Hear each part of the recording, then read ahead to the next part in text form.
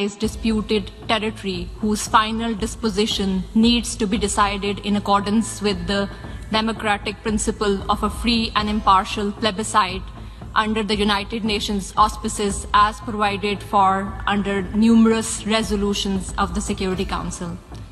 In order to divert attention from ever-increasing international condemnation of India's widespread and escalating human rights abuses in Indian illegally occupied Jammu and Kashmir, India continues to level baseless allegations and rely on outright lie and obfuscation. India's compulsive obsession with Pakistan is neither new nor surprising. It has permeated its ruling elite and governance structures.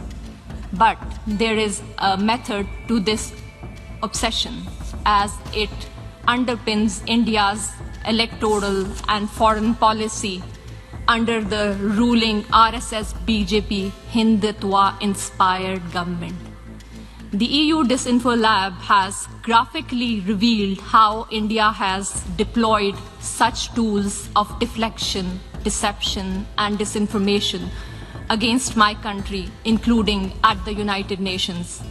Mr. President, India's violation of human rights in Indian-occupied Jammu and Kashmir are well documented in the two reports of the High Commissioner for Human Rights. Since 5 August 2019, the High Commissioner has urged India to unlock the situation and fully restore the rights that are currently being denied to the people of the occupied territory. Several special rapporteurs and mandate holders have also termed the human rights situation in Indian illegally occupied Jammu and Kashmir in a, quote, free fall, unquote. Major human rights organizations, including Human Rights Watch and Amnesty International, have expressed similar serious concerns about India's human rights violation, including in the occupied territory.